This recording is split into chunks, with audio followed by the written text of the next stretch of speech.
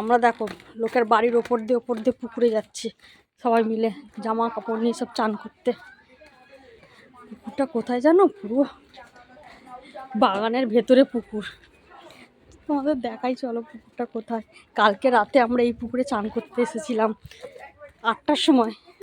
এত ভয় লাগছিল এই পুকুরে, তোমাদের কি বলবো। এইগুলো তো পুরো দিনের আলো, কালকে তো পুরো অন্ধকার ছিল। এই দেখো চারিদিকে গাছপালা, এর ভেতর থেকে পুকুরে যাওয়ার রাস্তা। এখানে একটা পুকুর আছে, ঠাকুমা পুকুরে বাসন ধুচ্ছে। আমরা যাব অন্য পুকুরে। স্নানের ঘাট বাঁধানো আছে যে পুকুরটা, সেই পুকুরে আমরা যাব।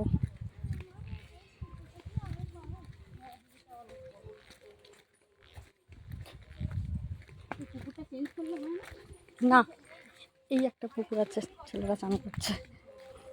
আমরা এটাতেও যাব না, আমরা যাব অন্য একটা পুকুরে।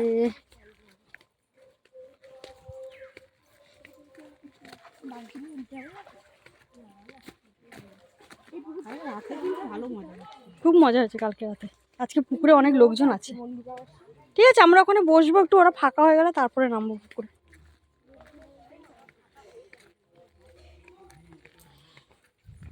দেখেছো পুকুরে যাবার রাস্তা, পুরো বাগানের ভেতর থেকে যাওয়ার রাস্তা পুকুরে। বাড়ি থেকে বেশ অনেকটা দূরেই পুকুর আছে।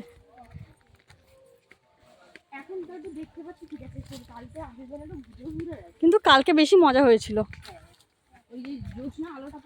হ্যাঁ, পূর্ণিমা চলছে এখন, পুরো চাঁদের আলোটা পুরো পুকুরে পড়েছে অন্ধকারের মধ্যে। ভীষণ মজা লাগছিল চান করতে।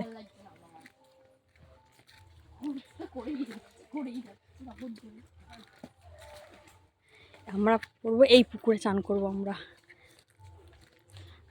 পুকুরের জলটা এতটা ঠান্ডা, কালকে চান করার পরে এতটা মজা হচ্ছে যে আজকে দুপুরে আবার চান করতে চলে এসেছি।